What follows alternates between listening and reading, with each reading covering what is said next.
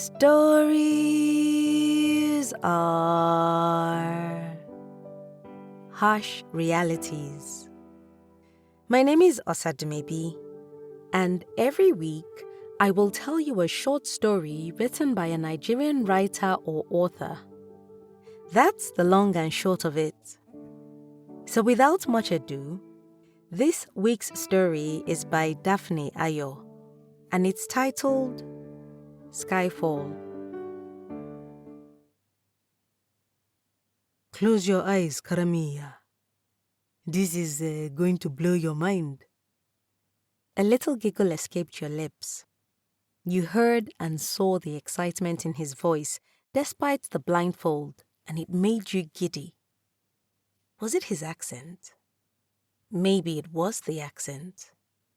It had always tickled you in ways even you did not understand.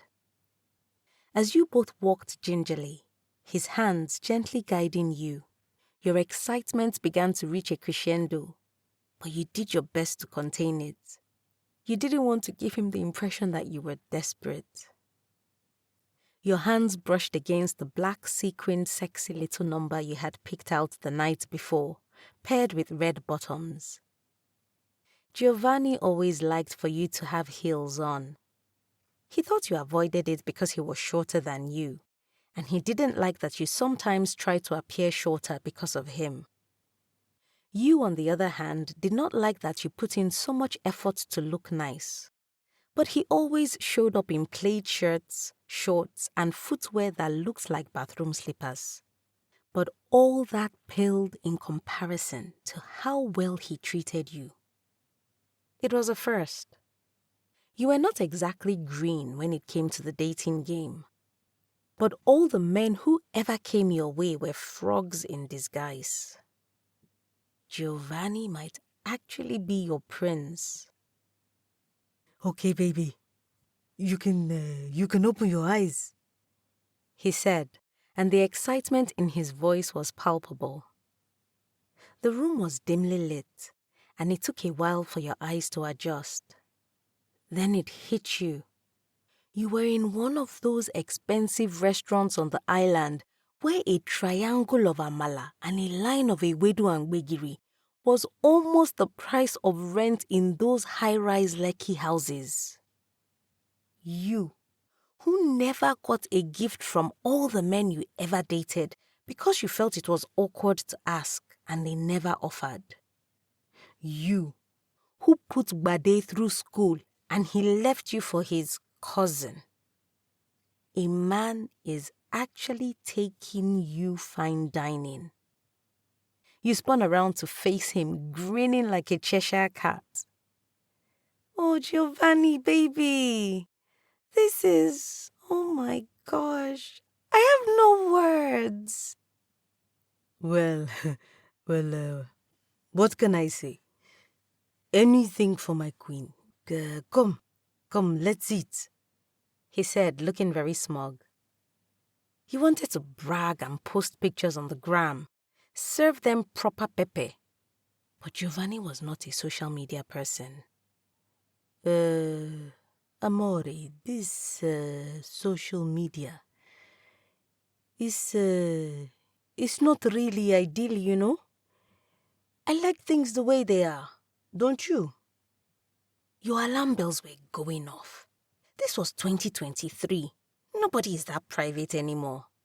But you chalk it up to him being insecure about the age gap between you. You also suspect that that's the reason he did not feel comfortable whenever you spoke to him in baby voice. Baby voice was cute. You were 25 and he was 40. Some would say it's too much, like your talkative friend Amukbe. Maybe it's for the best. You don't mind having a private relationship, especially when it's a stable one at that. Or so you believed.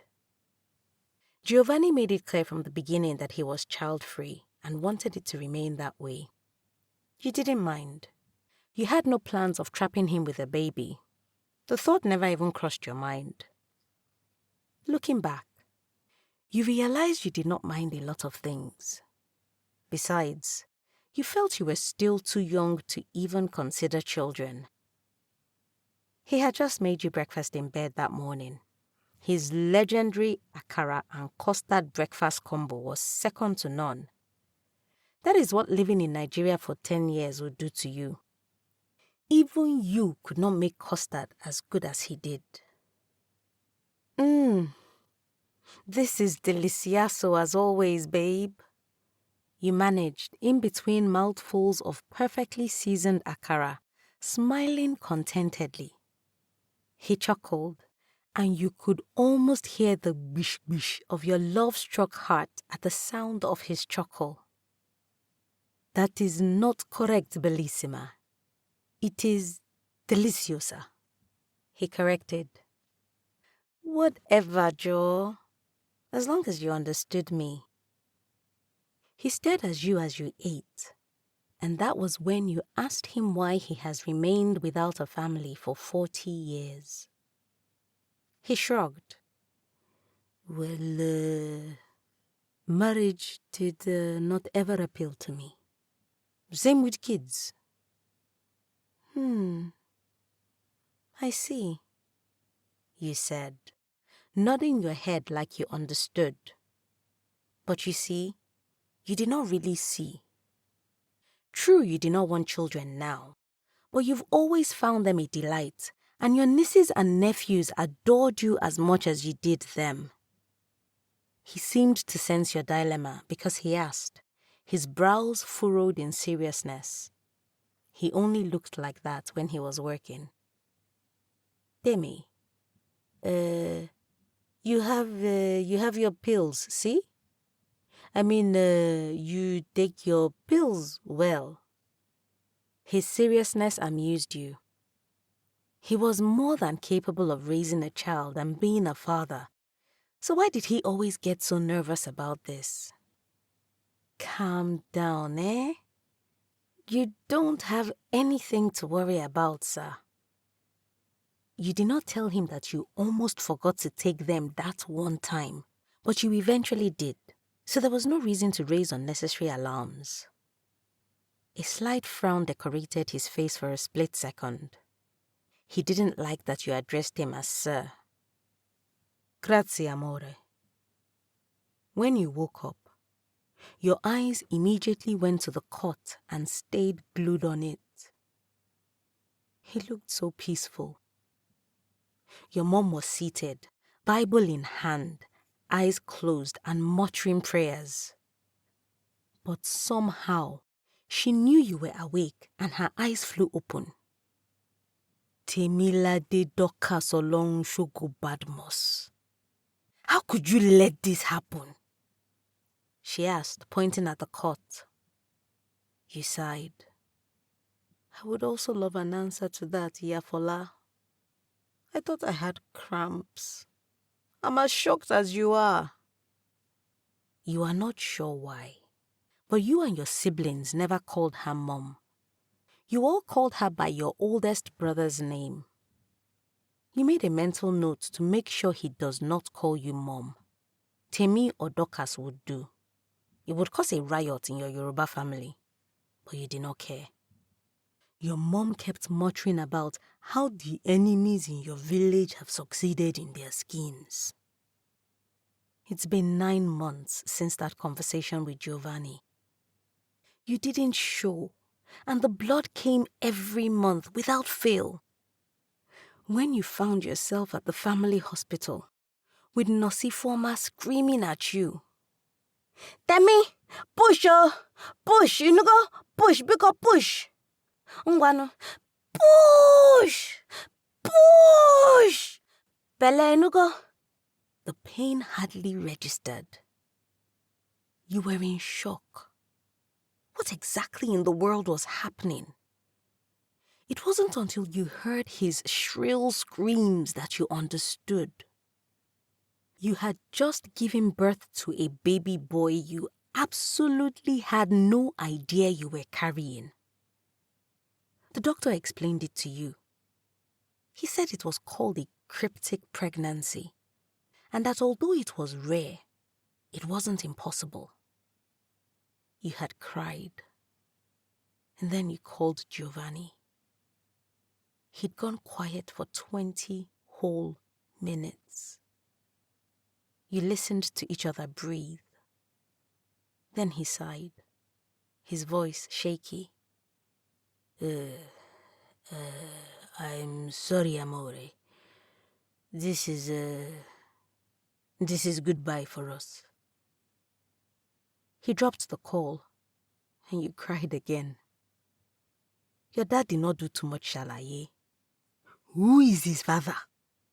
You know you will have to get married, right? What do you want to do about your studies? You know your mother will not raise this child for you.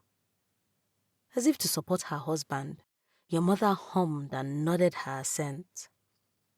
He's a bit light, isn't he? His father must not be Nigerian. Your dad continued, asking a question, but really he was making an obvious statement.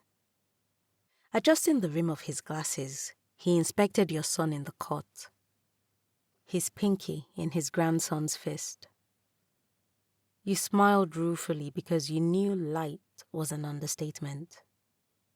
The first thing you thought when you saw him was, where is his melanin? It was as though your genes went on strike.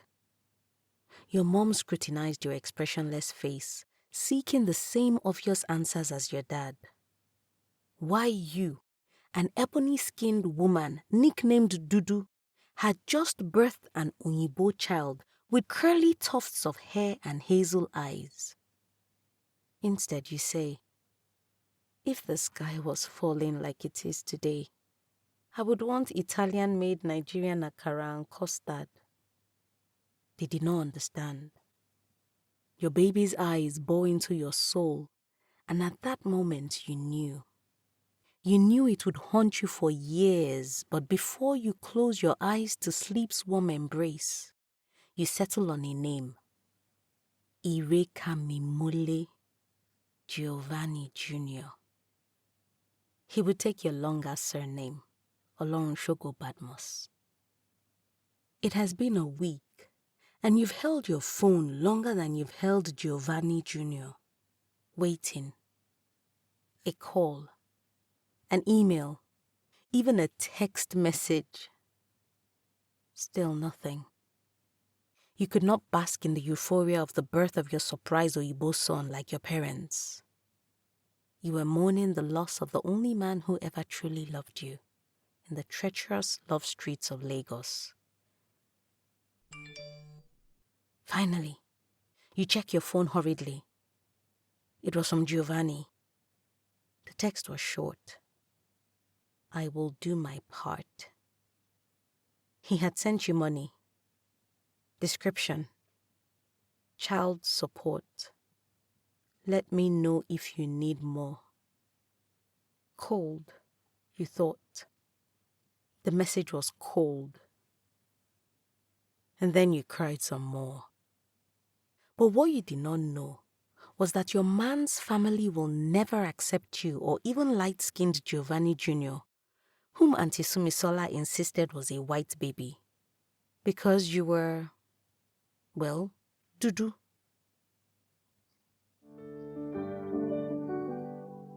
Daphne Ayo is a writer who currently resides in Abuja.